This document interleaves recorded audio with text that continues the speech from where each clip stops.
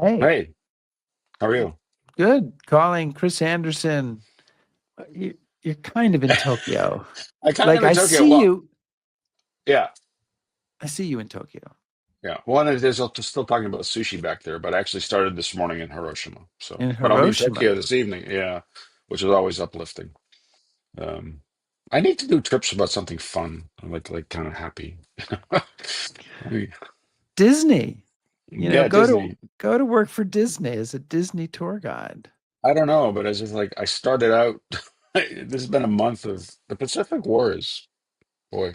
Yeah, it's dark. It's dark. Yeah. But I'm talking to you now, Rick, and And then that's sit and not the sun is coming over the horizon. I'm here in Chicago and where and and no, and unless you tell me otherwise, the Ghost Army was not engaged. So, Ghost Army was not engaged in the Pacific War, so you can feel okay. free once you fly off that Pacific coast.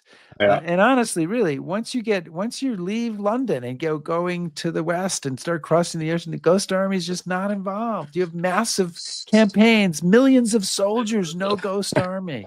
Wow. Should be exciting. I'll have to make up for it when I see you. Oh, I All am right. going to Anyway. make you suffer Oh, I'm as sure much you as are. possible. Welcome, everybody, to History Happy Hour. Thanks to Stephen Ambrose Historical Tours for sending us all around the world. Check out their rich offering of military history tours at stephenambrosetours.com. And whether you're watching live, watching on replay, or listening on the HHH Podcast. podcast. We're glad you're here. And today we're going to present an encore episode about the Big Red One, the First Division in World War II. So let us know what you're drinking. Let us know that you're here, even though we're not here live. We'll come back and check. So we want you We to will. make Yes. sure we will. We'll be examining very carefully who showed, who didn't, who's loyal. Um, Who's and let loyal? who should stay on our list. Yeah. Papers, please. Right. And we want to thank everybody who supports us via on Patreon, especially our top shelf patrons. What an august Indeed. group of people, many of whom have been with us for years. And you can join this group. You can get a hat if you join this Hey. group, History Happy Hour hat, by clicking on patreon.com/History Happy Hour. So Chris, amazingly, we've Mhm. already killed 2 minutes and 40 seconds of just Almost done. chatting about nothing. Yeah. So give me a cue and we'll get this show on the road.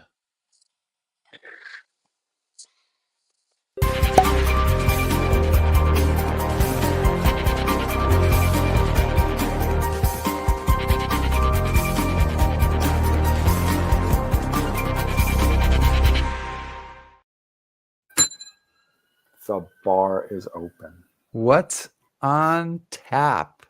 On tap this week is we're being joined by Greg Fontenot, and Greg is a retired U.S. Army colonel and is currently a consultant on threat emulation for Army experimentation. I'm going to ask him what the hell that means in just a minute.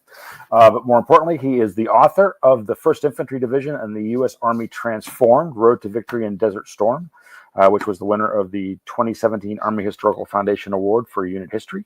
He's also the author of Loss and Redemption at St. Vith, the 7th Armored Division in the Battle of the Bulge. But we are here with him this week. I'm very excited to talk about his new book, which you've put up on screen, No Sacrifice Too Great, the 1st Infantry Division in World War II, which has just been awarded top honors in the Army Historical Foundation's 2023 Distinguished Writing Awards for Best Unit History. Wow. I know. Congratulations, Welcome, Greg. Good to be here. As you can tell, I'm a 1st Division groupie. I'm ready to go. I would hope so. If not, I would have been very confused. So yes. Did you bring a beverage? I did. I'm drinking, obviously, out of a 1st Division coffee mug, and I'm drinking a Manhattan because the 1st Infantry Division was a New York division just before World War II. It came back from France in 1919 and was stationed in 4 different places in New York, but most of the division was in New York City, where the 16th Infantry adopted Sidewalks of New York as its regimental march, and thus a Manhattan is the right thing to drink. Junction City is right outside of Fort Riley, but the city of Manhattan, Kansas is only about 15 miles away. So Manhattan is appropriate in all kinds of ways. This guy thinks this one out. This is Fantastic. Good. Chris, did you bring a drink? I have some very fortified. Nice. And I noticed it's like still daylight where you are. That's like oh yeah, it'll be late for a while. Late nights there. All right, get us started. Okay. So, all right. So, I don't want to put you on the spot and put words in your mouth, Greg. But at the beginning of the book, you say that General Carterham, who writes the introduction, says the history of the United States Army in World War II is the history of the 1st Infantry Division. What do you think he's driving at when he says that? I think what he's saying, in fact, I know what he's saying because he and I talked about it, is the 1st Infantry Division is exceptional, but not because of the way it was trained and developed. Because of the National Defense Act of 1920, the United States was blessed with really good legislation in that instance. And it set up the conditions that made it possible for a rapid mobilization of the United States. The Act organized 9 corps areas, Army Corps areas, and 3 field armies. And in each Army Corps area was a regular Army division planned. There was actually only 8 regular Army divisions. Regular Army Division, 2 National Guard divisions, and 3 Army of the United States divisions. All of those structures were in place. However, they weren't manned. So what happened is there was an industrial age mobilization where you went through a series of training events. Even in the 1st Division, a regular Army division, they were under strength. So the 1st Division was the product of a plan. And that plan began in August of 1940 with the passage of the Draft Act. A year later, actually less than a year later, there were 29 divisions in the United States Army in various stages of training. The 1st Division and the regular Army divisions were a little more advanced than the rest. All of these divisions at one time or another provided troops to other divisions to help them get ready and took in new troops so that you didn't have any division that was all green, with one exception, which is covered in Loss and Redemption at Saint-Vith. Right. So it was a systematic way of doing things. The 1st Division was among the best divisions in the Army, according to Dwight Eisenhower. He rated the 3rd Infantry Division as the very best in the European theater. Very disappointed that he thought that since he's from Abilene, Kansas, but that's how it is. Some of the other divisions that he included in that best included the 30th Infantry Division, a National Guard division. And the point of that is by the time the division went to theater, it wasn't a National Guard division or a reserve division. It was an Army division that had been trained adequately. And the exception I mentioned, if we ever get a chance to talk again, is the 106th Infantry Division, which is worth talking about at some point. Absolutely. Yeah. So this division spends 443 days in combat, I think, 9 campaigns, 3 assault landings, D-Day being one of them. They suffered 206% casualties. They had quite a war. But in the first sentence of the book, you make the argument that they, despite all this, they thrived by adapting and changing behavior during the war. And so why was it important for you to make that the overriding thesis of this history? Because if you have those kind of casualties, let's take it, say, Chris is a squad leader. And Chris, like one of the characters that I write about, it makes his 3rd landing in Omaha Beach on the 6th, and he's killed on the 12th. So sorry, now Chris. we've lost an experienced staff sergeant who landed in North Africa, learned his trade in North Africa and Sicily. So now he has to be replaced. And if a guy fleets up from the squad, then that guy has to be replaced. So now the turbulence is not one guy, it's 2 guys. Routine promotions, wounding, killing, all of those things produce turbulence. And in every instance, someone had to come along and take their place, and they had to learn rapidly. So for a division to succeed and thrive, it had to be what we came to call a learning organization. And how do you learn? You learn by experience, but only if you survive, and only if the lesson that you take out of that experience affects behavior. And some of that is, pretty thoughtful stuff, like we got to have better landing craft. And that came out of one of the things we learned in North Africa. And the extemporized landing ship tanks, which were based on Maracaibo tankers, shallow draft tankers that they used in Lake Maracaibo in Venezuela, were replaced by the purpose-built landing ship tanks. That's a lesson, but it only matters once you fielded that piece of equipment. We learned lots of lessons about how to fight, and that has to be applied. And that means people have to be trained. So the integration of replacements, the adapting to a lesson so that you change behavior, all of those things lead to better performance. Experience taken uncritically, it doesn't matter. Frederick the Great, writing about experience, had a proverb. I call it Frederick's proverb of the mule. He described the military profession as a profession of honor, but only if one took one's experience critically could one really do honor to the profession. Otherwise, you would be like the mule who accompanied Prince Eugen on 13 expeditions. You would, at the end of the day, he said, remain a mule. I believe the better way to say is remained an ass. So experience isn't sufficient. It's experience taken critically that improves operations downfield. Can I follow up on that, Chris? Just this once. Okay, thank you. Because you have a photo, which and I might be getting ahead of things a little bit here, but it's from North Africa, from Tunisia, and it's labeled critiquing. So these are the soldiers. They have already been fighting, and they're now in a session where they're critiquing their performance. Precisely, and that is what the Army has come to call the after-action review process. In World War II, we used the term battle critique.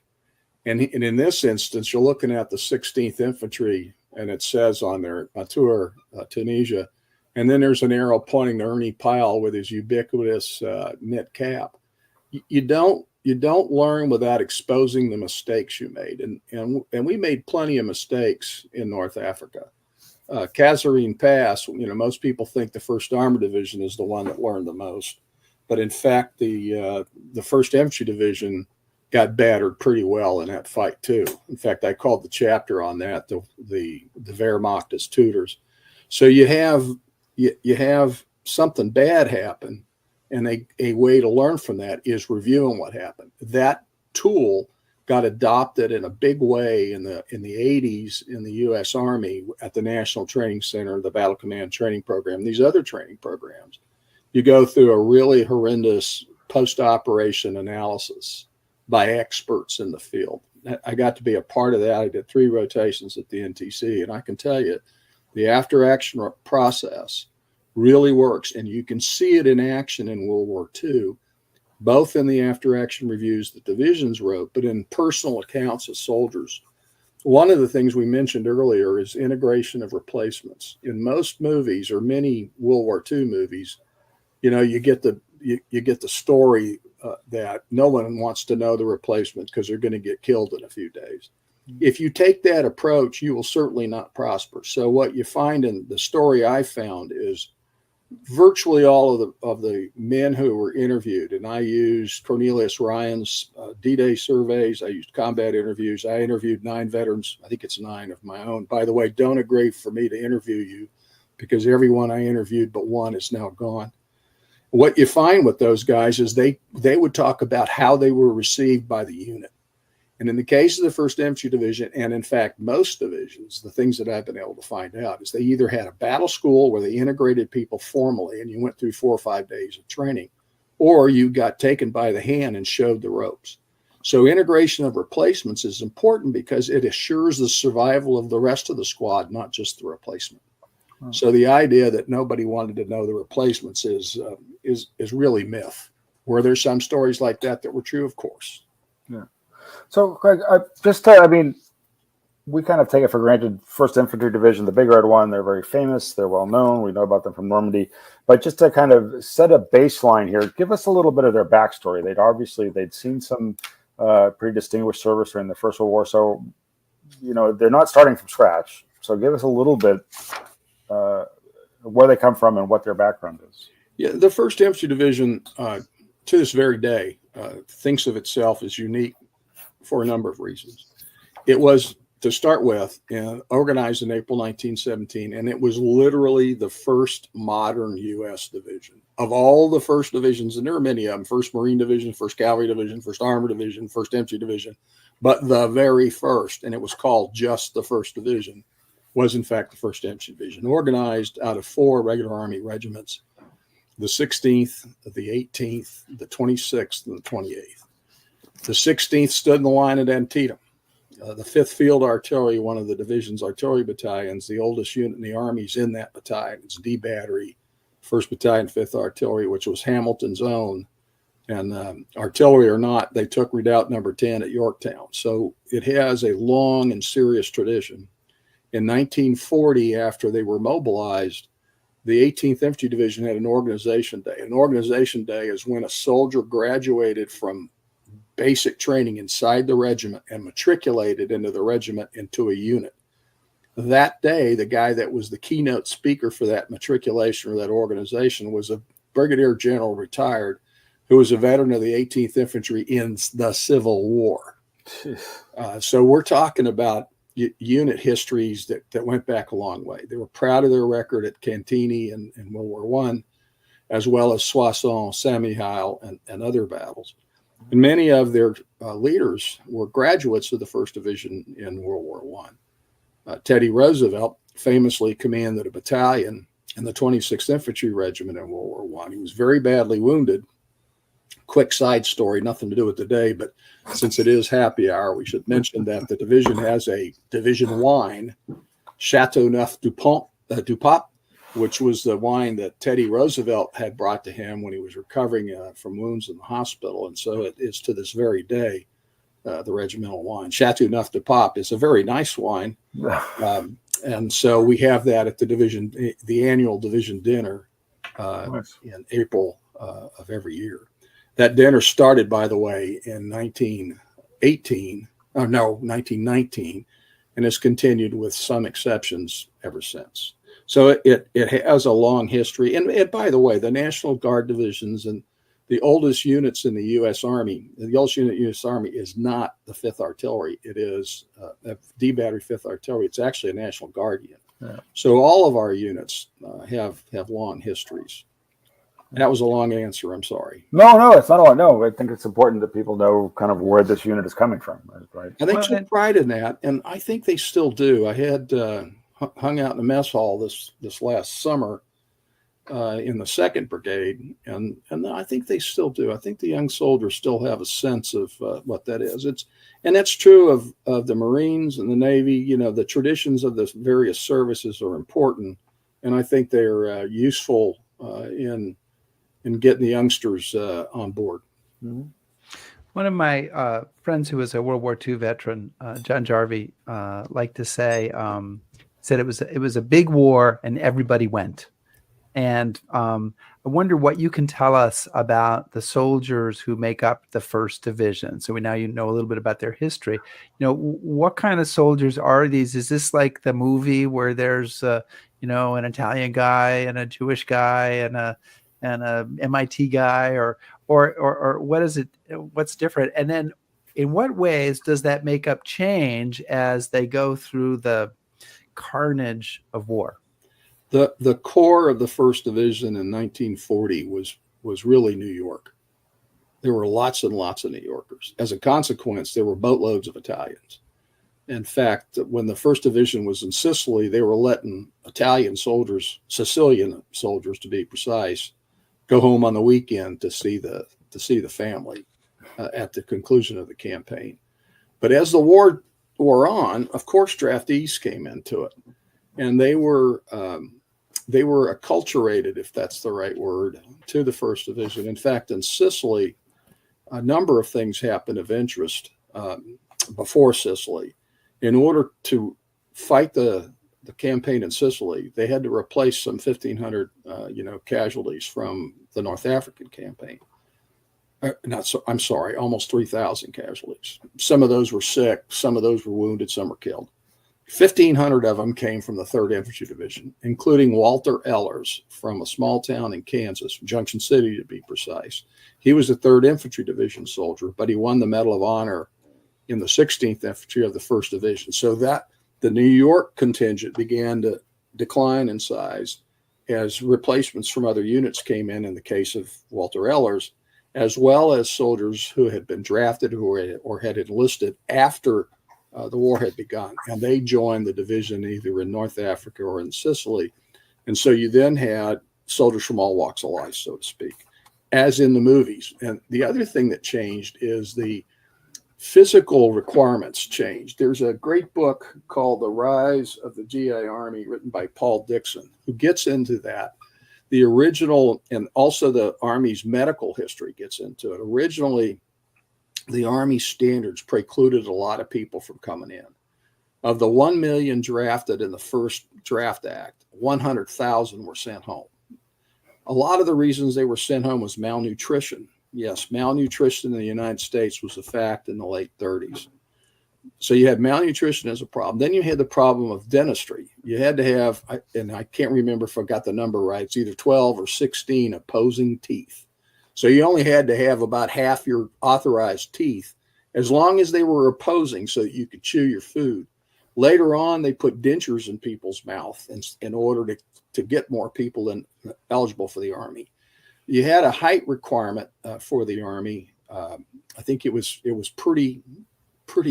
It was not very tall, but by 1944, people that couldn't meet even those requirements were in. And one of my favorite characters is a man named Albert Momini, who was 5 feet tall. His platoon leader called him Shorty. The platoon leader was 5'1". Momini went into the water on Omaha Beach, and it was way above his head. By the way, there's another guy I write about that was 6'4". It was above his head as well. So Momini got to the dirt, the sand where he was out of the water, by bobbing up and down and catching a breath of air as he reached the top, sinking back to the bottom. Now, if you take Momini and you take the M1 Garand rifle, put a bayonet on it, the rifle's taller than Momini was. But he was tall enough to carry a rifle in those days. And remember, too, that, Audie Murphy, the most decorated soldier from that other division, the 3rd Infantry Division, was too small to be in the Navy, too small to be in the Marine Corps, but just the right size to carry a rifle in 15th Infantry Regiment. You gotta love it. So you do have the guys that run the gamut from the semi-literate or illiterate, kid from Louisiana, like my father, who was a submarine sailor, but had been in the Army in the 30s, to the college graduate. So you had a mix, and that changed over time, particularly after the Army Service Training Program was taken down in order to man units in 44, 45. We have a photograph, I think, in the list of an amphibious training event, and there's a guy I drew an arrow to because he is the shortest guy in the line of troops. It's not this photo, is it? No, actually this is a good one too. See old Donald C. Wright in the center, baby-faced soldier that he is. He's a corporal already, and this is November 42. They're landing at Torch. By the end of the war, he was a Staff Sergeant Silver Star winner. But look at those faces. I mean, these are kids, very young people. This is a photo taken by a Royal Navy lieutenant, and this is an amphibious landing craft provided by the Brits because we hadn't yet fielded the Higgins boat, the so-called Higgins boat, the landing craft vehicles and personnel. So this the photo, an earlier one where they're all wearing the Doughboy helmets from World War I. This one. Yeah, this one. Take a look at this guy down here. I'd like to know how he got into the Army in those days, because he is obviously shorter than you're supposed to be to get in the Army. But the point is, the idea that the Americans were the best fed, best equipped, best paid, all of that. But this was a country in which, malnutrition, pellagra, malaria, my parents both, grew up in Southwest Louisiana. Both of them had malaria as a consequence of living down there. This country was a rich country, but not as rich as it is today. And I don't think people realize that. So I want to go back to this picture here. And this is a landing craft going into action in Algeria in November 1942. And, keep in mind that this war and the 1st Division's role in it goes to 1945. So none of these guys have been in combat before. Obviously, as you pointed out, they all look very, very innocent. How does the 1st Division acquit itself in its initial combat experience, and what kind of things do they start to learn from that? Well, one of the most remarkable things about Torch is, first and foremost, think about the training I mentioned at the beginning, the industrial age mobilization. The 1st Infantry Division trained on the East Coast for amphibious operations alongside the 1st Marine Division and a couple of other units. On the West Coast, the 3rd Infantry Division trained with the Marines out there, so that we had a body of folks trained for amphibious operations. And they learned a lot of things in the training. I didn't put it in the list of photos to show, but for one thing was we started out with everything from rowboats to small barges as landing craft. By the time we went to Omaha Beach, we had purpose-built landing craft. Early in when Guadalcanal went down, in fact, we had it. So you had the whole development of the industrial base to put together purpose-built amphibious craft, but we had a lot of training to get to that point. Where is your boat station? On what vessel or what craft are you going to go? And at what time are you going to go? One of the lessons learned that was not applied in Omaha Beach was land in the dark, because the opposition was going to be high end. In the Pacific, they found it better to land right at daylight.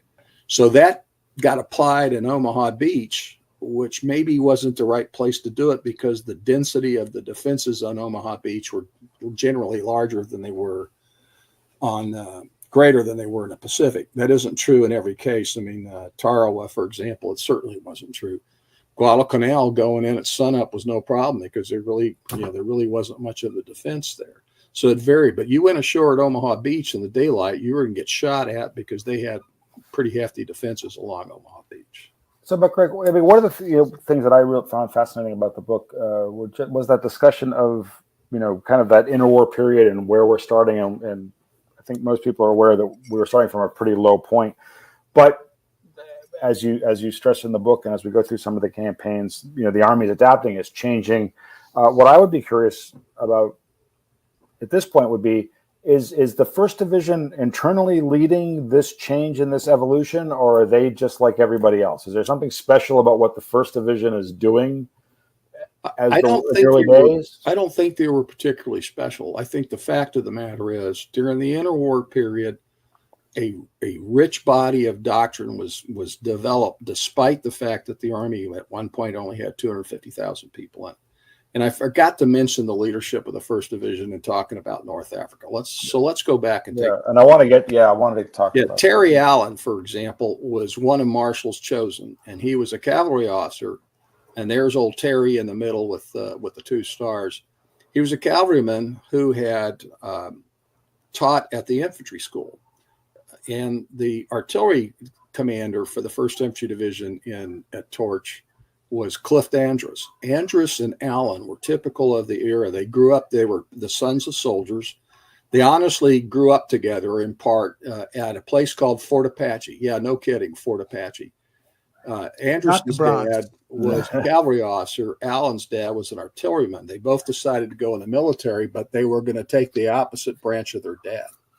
They were kind of ruffians, as teenagers, they got kind of out of line. So the dads got together with the local Apache chieftain and asked him to take these 2 boys on for 2 weeks and show them the ropes of being an Apache. After their 2 weeks, they were happy to do what their parents expected of them, and had learned a great deal at the hands of the Apache. The 3rd leader of the 1st Infantry Division at that time was Teddy Roosevelt. Roosevelt, as you know, was the founder of the Chateauneuf-du-Pape tradition, but had commanded a battalion in World War I, as had Terry Allen, who'd also been badly wounded. Andrus didn't get overseas. So you had very high-speed guys running the division. Allen and Roosevelt were particularly charismatic. I mean, they really were. The troops loved them both, and they loved the 1st Division back in a big way. The other leadership throughout the division was first class. One of my favorite characters is John T. Corley, commissioned from the United States Military Academy in 1938, obviously Irish as all get out, and a New Yorker to boot. As a lieutenant in the division in 1940, in the early 43, he's promoted to major, and he's a battalion commander in the 3rd Battalion of the 26th Infantry, which he commands to the end of the war, winning a Distinguished Service Cross en route. So here's another high-end leader who learns rapidly. Well, his regimental commander when he first got there was Teddy Roosevelt, who'd gone from command of the battalion to commanding the regiment to being the assistant division commander. Dutch Coda, Normandy Coda, was a 26th Infantry. I think he was 26th Infantry. He was a fairly junior officer in the division. Eventually goes from regimental as a major to being the G3 operations officer, then to be the chief of staff.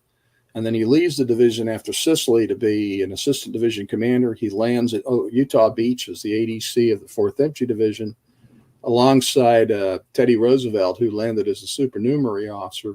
Coda then commanded the 28th Infantry Division until the end of World War II. So you got high-speed leaders. George Taylor's another one. He's the guy who on Omaha Beach said there are only two kinds of people on the beach, the dead and those who are about to die. So you had charismatic leaders who learned over time. And you look at Taylor's papers, George Taylor's papers, he's writing papers on how to fight in the woods, how to fight in a town, how to fight the Germans generally. I mean, these are guys that were thoughtful people, and they'd grown up in that education period in the interwar period that the older guys had. And the Army wrote really effective doctrine. Curiously enough, if you look at the doctrine from 1940, you can hear language that you hear repeated today. Initiative, for example, was prized in Army doctrine, and it is prized today. The ability of a soldier to act on the basis of initiative in the context of a commander's intention. And again, a long answer.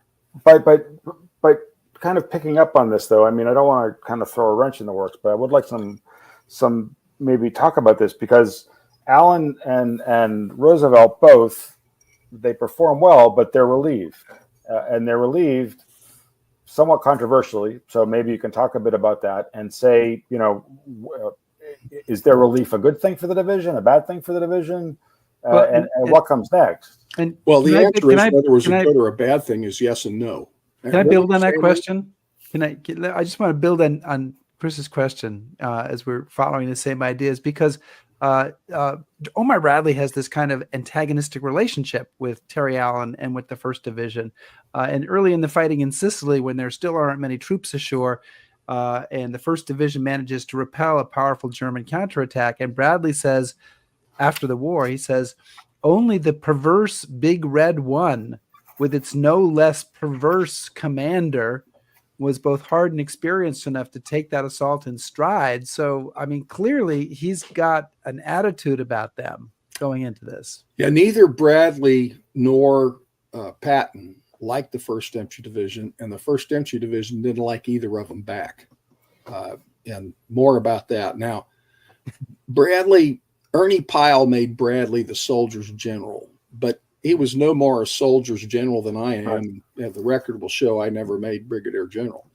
So when you think about these guys, you have to understand, and I know you guys do, that egos are involved always. And these guys all had egos. What is true about Terry Allen and Teddy Roosevelt, more Teddy Roosevelt than Terry Allen. Teddy had gotten out of the Army at the end of World War I. He was a very effective governor general in both Puerto Rico and in the Philippines. He was an assemblyman in the New York Assembly, and as I remember, he was a candidate for governor. I don't think he ever won it. But he had a very proud record as an executive in government. He was not particularly well-versed in the administration of a division, which an assistant division commander would kind of be the guy forward, tactically running the fight. The division commander would be the chief administrator. Terry Allen gets criticized about that. I don't think it's entirely justified. So when Bradley says in his memoir that he relieved these guys, that's Bradley's view. If you read the Eisenhower papers, which of course I have to check this, is he sees them as needing to come out of command because they're tired. They've run 2 amphibious operations. They're the only 2 guys at that point who had done that. No one else had led troops ashore 2 amphibious assaults. The 3rd ID is going to get to do that at Salerno, but that hasn't happened yet. So Eisenhower's plan and his recommendation is that they take these guys out, give them a rest. Allen was to go home and come back as a corps commander. He did not. He came back instead as the commanding general of the 104th Infantry Division, the Timberwolves. Teddy Roosevelt was tapped to command. Tapped is not the right word. Bradley recommended that. Listen to this. Bradley recommended to Eisenhower that Roosevelt get the 90th Infantry Division in the summer of 1944. The day that Eisenhower sent the message to Bradley and said, yeah, you can do that, was the morning after Teddy Roosevelt had died of a heart attack. And he died of a heart attack on about 11 o'clock in the evening, and the message came in the next morning after sunup. So whether they were relieved for cause is a debate that I don't think is worth having. The fact is, when they were taken out of command, I think in part because that Bradley felt the administration wasn't very good. And where he really got that impression is the second liberation of Iran. So after the boys in the 1st Division take the city of Iran in Algeria, and they go and they fight in Tunisia, they have a rough time at Kasserine Pass, but they spank the Germans at El Ghoutar. And in the movie Patton, where George C. Scott is seeing all these Germans come down this valley, he says, you know, Rommel, you magnificent son of a bitch, I've read your book. It's El Ghoutar. And he isn't fighting that battle. It's the 1st Infantry Division. He happens to be in the hillside overlooking it. And what happened is they come back, they're wearing wool uniforms. They've been in combat for quite a few days. They take a 900-mile truck ride to get back to Iran. And they discover that Iran's been taken over by what was called the base section, the logistics troops. Those guys are all wearing khaki, which is comfortable. The 1st Division's wearing wool uniforms. They're told they can't go in town. You have to have a tie on to be seen in the hospital. One of the 1st Division officers, a guy named George Fink, is sick with malaria, and they won't see him at the hospital because he's not in the right uniform. So what happened was what was called the second liberation of Iran, where 1st Division troops would beat the hell out of an MP in khakis or some loggy toad in khakis. Now, if you think that's changed, when we crossed the border berm coming back out of Iraq into Saudi Arabia, we're greeted by the 2nd Corps Support Command guys with brand new desert fatigues and embroidered name tapes. I mean, you know, it's always been that way. The rear area troops, you know, have it a little easier than the forward area troops. And the forward area troops in this case did not appreciate it. So the 1st Division deserved a reputation it had in some cases. However, they could fight. So Patton said, quote, I need these sons of bitches for the fight in Sicily. So, but Greg, I mean, you know, whether they were relieved for cause or not, and you're right, it's an immaterial argument, but their replacement is a much different sort of personality. So, you know, we wanted to start to lead the story of the divisions talking about Normandy. So why don't you tell us a little bit about Hubner and his background and how he's a little bit of a different sort of commander than Alan or I'd love to talk about Clarence R. Hubner from a small town here in Kansas, as well as Willard Wyman. And you have photographs of those guys in that scene where they're about to leave Sicily. Hubner was enlisted. He had gone to business school because he couldn't afford to go to college. That's Clarence Hubner. There's another picture in there and somewhere else of Hubner's on the guy in 2 stars. The guy in the middle is JFR Seitz, the commander of the 26th. And the guy on the right is John T. Corley, and they're in Aachen, Germany. Hubner was also an instructor at the infantry school, close friend of George Patton's, World War I combat veteran of the 1st Infantry Division. So he's an alumnus, and known as Coach because he was a marksmanship expert and was a good trainer of marksmen. In fact, he would not hesitate to step into a unit and correct the private, you know, in training and say, here's how you do this, son. He'd get right on the ground with him. Bradley describes him as a flinty disciplinarian. I don't know where he got that. I do know that when Coda left to be an assistant division commander in 4th Division, the guy that took his place was a man named Stanhope Mason. Stan Mason and Hubner were talking together, and Hubner said, you know, one of us is going to have to be a son of a bitch, and the other of us is going to have to lift them up. And Hubner volunteered to be the son of a bitch, and Stanhope Mason was, in Hubner's words, to save those that could be saved. So he was ready to do what had to be done, and he loved the division, but he wasn't the charismatic character that Alan was, and he was also far more meticulous in that respect than Alan. The other guy, and we'll talk more about Hubner as time goes on, it was Willard Wyman, a remarkable character, a cavalry officer.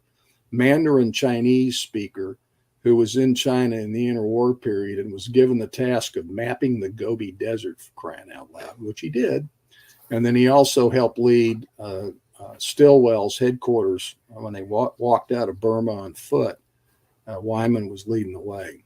Wyman doesn't get the kind of, he didn't get any press at all out of Omaha Beach, partly because when Ryan wanted to interview him, he told him to read the after action reviews. So Coda, Roosevelt, who didn't get interviewed, obviously, and others, George Taylor, they get the lion's share of response. But the guy that really made things happen on Omaha Beach, aside from George Taylor, the guy that managed the fight was Willard Wyman. And he I'll tell you, he was one class act. He went later on to command the 71st Infantry Division.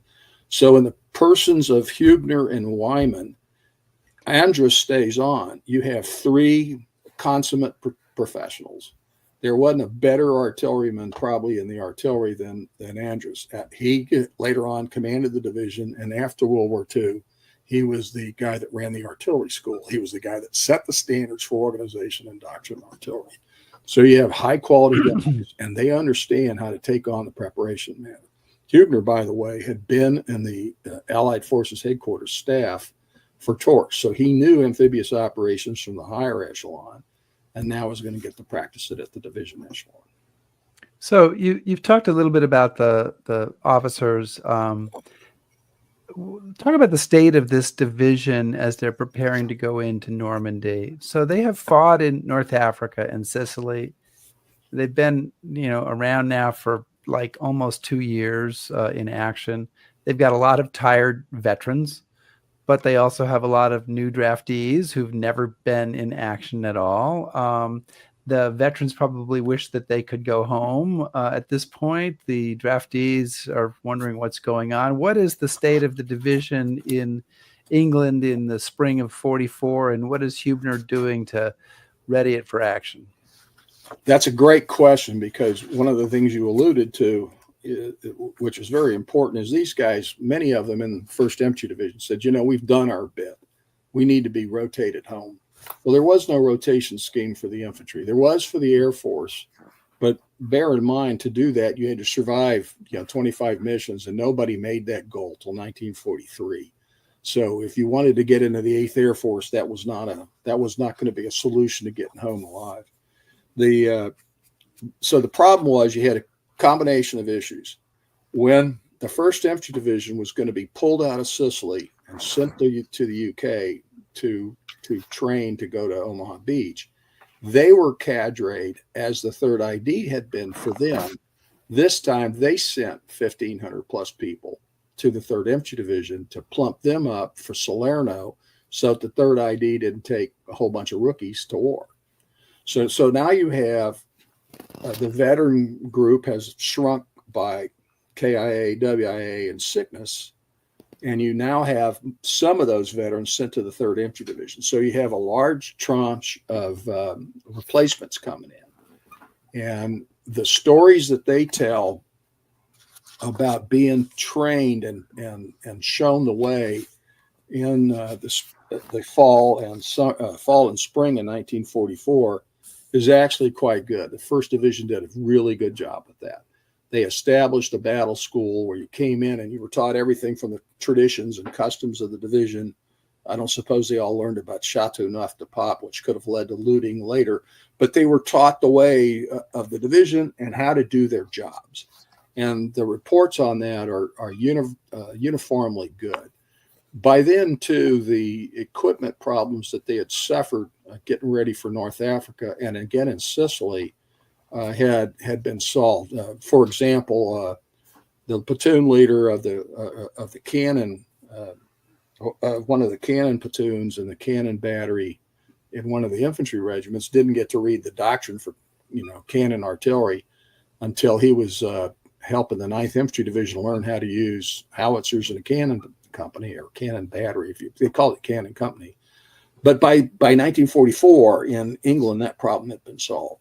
They also had to re-equip. So you had a combination of integrating replacements, training the replacements to be in squads and platoons, and then training the platoons and companies. And so what you saw was there had to be a focus, and Huebner and Wyman and Andrews focused at the small unit level to begin with, so that you got the integration of replacements inside the company-sized organizations.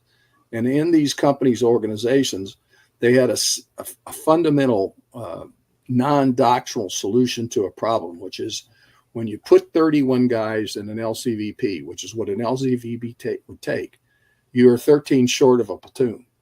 So you had to break the platoon organization to produce boat sections. And in the boat sections, you had so many guys that carried Bangalore torpedoes, other guys who carried satchel charges, and so forth.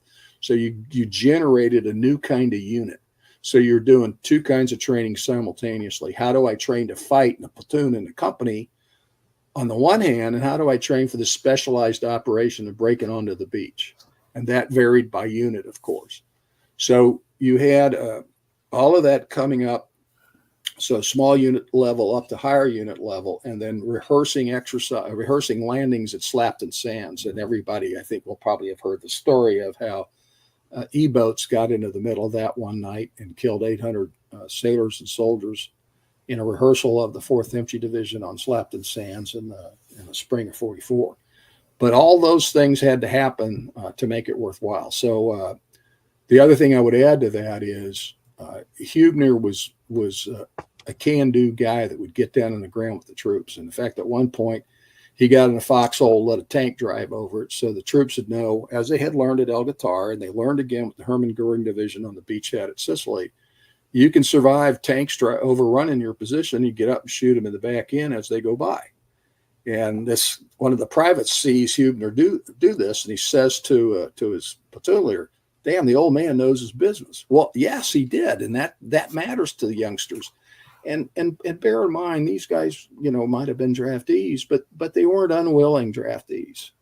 They wanted to get through the war, and they believed in the cause. So I think it helped. Wyman was also very much a team builder, and he would go down and show people how to do things, as did Andrews. So what you have is leadership from the top down and effective leadership bottom up, squad leaders that learn their business in 2 landings or leading these squads. So you have largely experienced leadership. So, Greg, I mean, you've touched on some of this, but I think obviously we can't talk about the whole history of the division in the hour. A lot of people are interested in Omaha Beach and the landings there. There's a reason it's called Bloody Omaha. We have a general sense that it was a bad place to be on the morning of June 6th. But can you talk a little bit more kind of specifically about the 1st Division's experience on the beach that day, what their missions were, what they endured, accomplished? And also I'd like to know, is there something about that division, its preparations, its professionalism, its experience that made them able to survive and endure that day? Well, part of it had to do with the leadership that was experienced. Right. George Taylor, as a regimental commander, he's leading the attack at the 16th Infantry Regiment. Willard Wyman has less experience in Europe or in the Mediterranean, of course, but he had experience in China, Burma, India theater. They all had World War I experience. Taylor did not, but the top leaders did.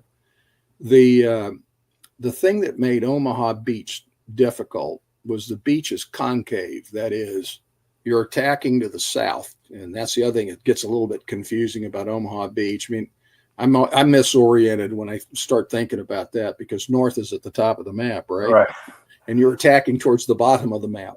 So you have this concave beach, which meant the Widerstand nest, the resistance nest, which it conveys an idea of 2 or 3 people in a machine gun. We're talking about big concrete emplacements with anti-tank guns, in some cases tank turrets laid into the embrasures or into the fortifications, MG-42 machine guns. And, we're talking about a very impressive defensive system. And then you had all the beach obstacles. And if you look at the overhead imagery and oblique imagery of the beaches, the tetrahedrons and the teller mines on the end of poles, it's a very impressive defensive system. And I know all of you have been there. But if you look at that really famous picture of E Company of the 116th Infantry, which I included in the list, going ashore, you can see the highlands. So if you look, and here's the beach, look how far they are away from the dirt. Then you get to the dirt despite all the haze and everything, you can see the high ground beyond it. E Company's landing almost opposite of Colville-sur-Mer. So you're looking at that. You can see all the obstacles out there. You can see these guys wading in through deep water. Then they get across all this. They come to the shale, not the shale. I can't remember what you call it right now. 90 millimeter in diameter gravel, which is along the shoreline. You can barely walk across it, and they ought to do that. Then you get to the seawall. Then you have to get over the seawall, and you have a couple of hundred more yards to get to the high ground. So we're talking a devastating place that you have to cross. It's a long way to go.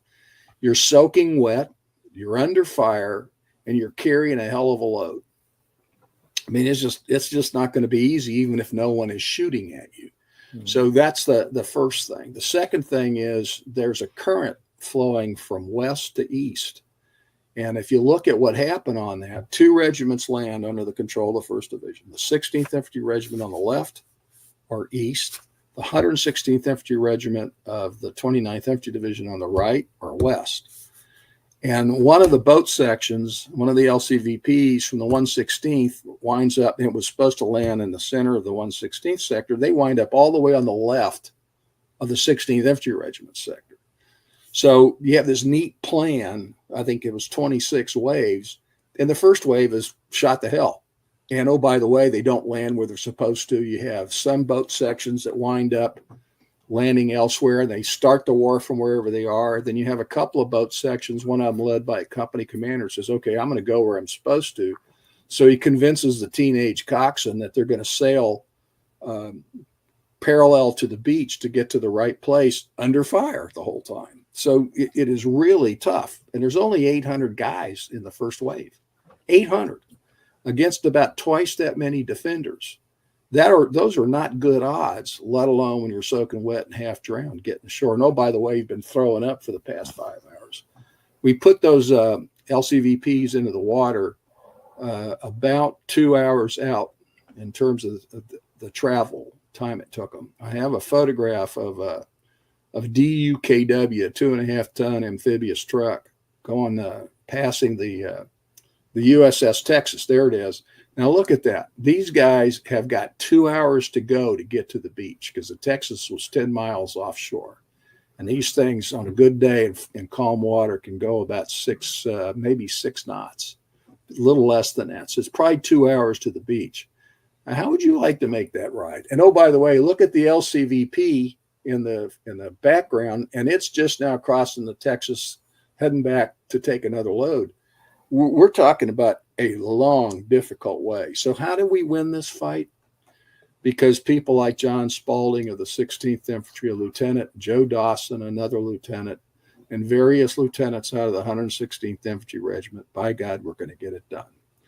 And so you have Spaulding taking a boat section, getting it all the way up to Colville, under fire, fighting back, taking down pillboxes along the way. Small units won this fight, managed also with leadership and aplomb by people like George Taylor at the top, George Fink, a company commander, and Willard Wyman making sure that the right stuff got. He finally at one point told Huebner, don't send me any more tanks, don't send me any more vehicles, I got to have infantry. So you have people managing the fight from the top and young soldiers from the bottom figuring it out. And then they coalesce with other groups of people, sometimes extemporaneously, to act on the basis of initiative, understanding what the job is, which is to get the hell off the beach. I remember a story, Spaulding's sergeant, whose name was Strezick, I think, is coming down, Spaulding being one of the first people up the hill along with Joe Dawson, and Strezick is coming down to report to another officer, and as he's about to step on the beach, he steps on a mine which doesn't go off. And the officer said to him, well, why did you step on that mine, Strezick? You obviously saw it. And Strezick said, well, it didn't go off when I stepped on it on the way up. So I figured it wouldn't go off this time either. So that was when you read the combat interviews of Strezick and Spaulding and others, I mean, these stories are abound. the Bedford Boys story. I mean, here are these guys, the first guys deployed to England is the 29th. And they trained from 42 to 44 for this fight. And A Company 116th, the company commander's boat section takes a beating on the way in. And by the end of that morning, the company commander's dead and about half the company of A Company 116th. The Bedford Boys is a heck of a story.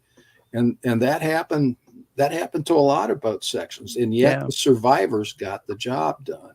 Yeah, we saw. And what it reminds me of is Charles B. McDonald, one of the official histories, talks about, and he says it's a great honor to write about American soldiers. In fact, I think I'm going to just read it to you because I'm working with this book. He says, it is always an enriching experience to write about the American soldier in adversity, no less than in glittering triumph. My God, what a statement. The admiration that I have for those guys, and McDonald, by the way, was a combat veteran, as you both know. These guys were incredible, and they're doing it. And then down the beach, that Gold, Sword, and Juno, the British and Commonwealth troops are doing it. And on the right at Utah Beach, the 4th Division is doing it. Now, it's easy to get ashore at Utah Beach, but you can't go anywhere from Utah Beach until the 101st and others clear of the causeway. So this is an incredible effort. It's no wonder everybody, wants to know about Omaha Beach. But one of the things to remember about Omaha Beach is the job isn't to get ashore. That's a task. The landing is a task. The mission is build the lodgment. And then once the lodgment is built, penetrate the defenses in order to follow Army doctrine, which is once you penetrate, you envelop. And envelopment leads to pursuit. And that's what we do at the end of July of 1944 with Operation Cobra. Yeah, so there's a whole bunch of war we haven't covered yet.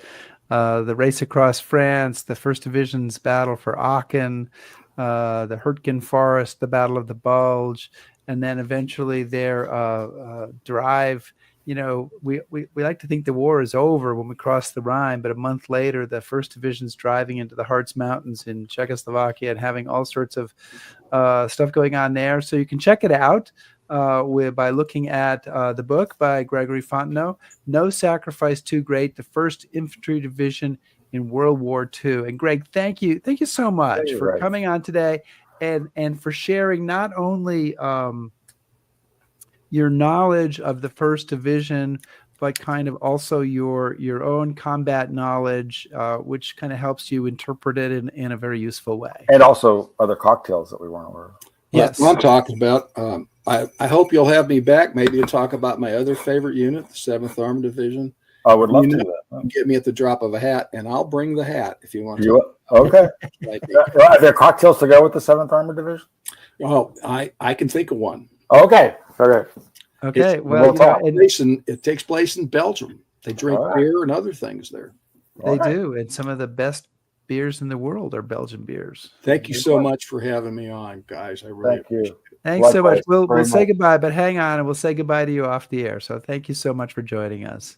Okay, so next week we're going to have an encore episode with our good friend Don Farrell. Absolutely. Have you been hanging with him? Yeah, I'm going to hang with Don. I'm really excited. He's going to join us when we get to Guam. Then we'll see him on Guam, Saipan, and best of all on Tinian, where he's going to talk to us about that. And there's nobody knows Tinian like Don. You can't decide whether they're talking the past tense or the future tense. Like you say, we did talk to him, or we're going to talk to him, because anyway, it's past tense now. It was future tense when we recorded it. And Chris is frozen, so who knows if he's even going to come back and join us. But I think we should just finish this show out and say next week we're going to talk to Don Farrell about his book, Seabees and Superforts at War, Tinian's Critical Role in the Ultimate Defeat of Japan. Yeah. You're back. I'm back. Yeah. And so it's kind of topical because some of you have been reading it, that we have restored the runways at Northfield. Oh, wow. Tinian. Yeah. So I'm excited to go see those. And just show you how cool we are. History App Hour is so current that, take some pictures and we'll use them when we do the intro for that show when we're in Boston. I'm actually going to try to we fly in the Tinian, so we fly over. So I'll try to get some pictures of like all the airfields now have been cut back from the jungles. So, Well, anyway, thank you so much for joining us today. Please subscribe to us on YouTube, follow us on Facebook, shout at us on Blue Sky, listen to our podcast, back us on Patreon, and browse historyhappyhour.com. thanks everybody. Be safe.